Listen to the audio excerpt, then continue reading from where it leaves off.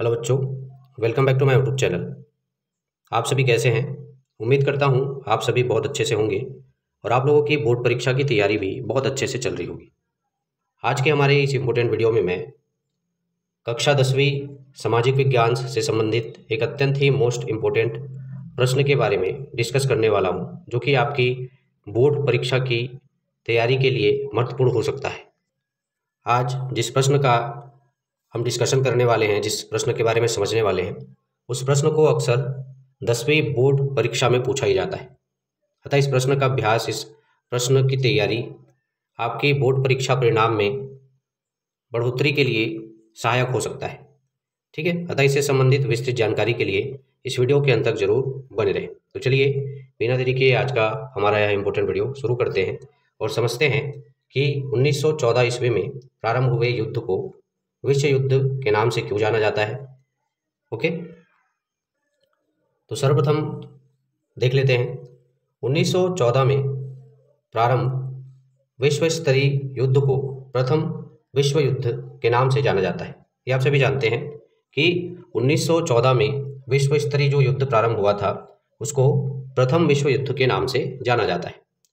प्रथम विश्व युद्ध वर्ष 1914 से प्रारंभ हुआ था और वर्ष 1918 तक यह जारी रहा, जिसमें विश्व के कई शक्तिशाली देशों ने भाग लिया या हिस्सा लिया।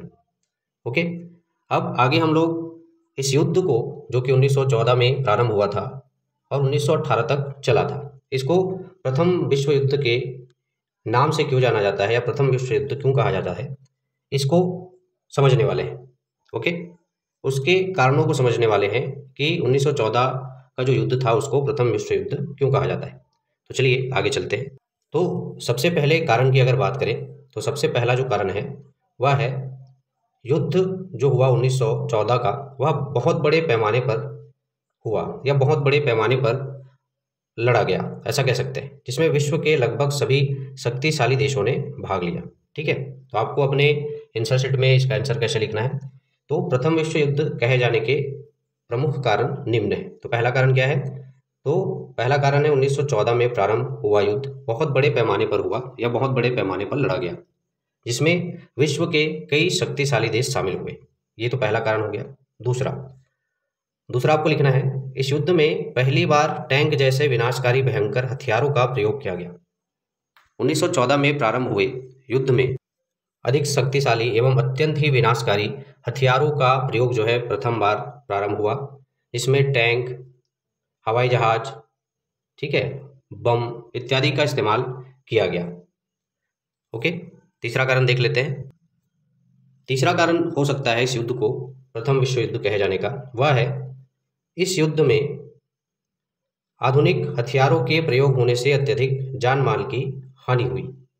जैसे कि अभी मैंने कुछ देर पहले कहा कि 1914 में जो युद्ध प्रारंभ हुआ उसमें विभिन्न प्रकार के विनाशकारी हथियार प्रयोग में लाए गए। इन आधुनिक हथियारों के प्रयोग से जो जान माल की हानि है उसमें बढ़ोतरी हो गई। ठीक है, तो यह भी एक कारण हो सकता है, यह भी एक कारण होता है कि 1914 के युद्ध को विश्व युद्ध के नाम से जाना जाता है। चौथा जो कारण है वह निम्न प्रकार से है, इस युद्ध में लाखों लोग मारे गए, हजारों नगर एवं गांव नष्ट कर दिए गए। 1914 का जो युद्ध था, जो प्रथम विश्व युद्ध था, उसमें लाखों लोगों की मृत्यु हो गई। ठीक है, हजारों नगर, गांव या बसाहट, उनको पूरी तरीके से क्या कर दिया गया? नष्ट कर दिया गया। तो यह भी एक कारण है, क्योंकि इसमें अत्यधिक जान माल की हानि हुई, लाखों लोगों की मृत्यु हुई, लाखों गांव और शहर नगर को नष्ट कर दिया गया। तो यह भी एक कारण हो सकता है जिसके लिए इस युद्ध को प्रथम विश्व युद्ध के नाम से जाना जाता है। अगला कारण समझते हैं। पांचवा जो कारण है वह इस प्रकार से है, प्रथम विश्व युद्ध की लड़ाई जमीन के अलावा वायु, पानी में भी लड़ी गई, जिस कारण विश्व का विनाश अपने चरम सीमा पर था। पहले के जो युद्ध होते थे वो ज़्यादातर युद्ध जो है वो जमीनी स्तर पे होते थे या जमीन पर ही होते थे, लेकिन प्रथम विश्व युद्ध में जो युद्ध का स्तर था वह उच्च स्तर का था। इसमें लड़ाई जमीन पर तो हो रही थी, जमीन पर लड़ाई होने के अलावा वायु तथा पानी में भी, मतलब समुद्र में भी युद्ध लड़े जा रहे थे, जिस कारण से इस युद्ध के कारण विनाश जो है अपनी चरम सीमा पर था। ठीक है, ये पांचवा कारण है। अगला कारण समझते हैं। छठवां कारण जो है वह इस प्रकार से है, इस युद्ध में सैनिकों के अलावा सर्वसाधारण लोग भी अधिक संख्या में शामिल हुए, जिसके कारण और अत्यधिक जान माल की हानि हुई। अब ये जो 1914 का जो युद्ध प्रारंभ हुआ उसमें सामान्य सैनिकों के अलावा सर्वसाधारण जो लोग थे वो भी युद्ध में शामिल हुए, जिस कारण से युद्ध में हताहत हुए लोगों की संख्या में वृद्धि होने लगी। ठीक है, जान माल की अत्यधिक हानि होने लगी।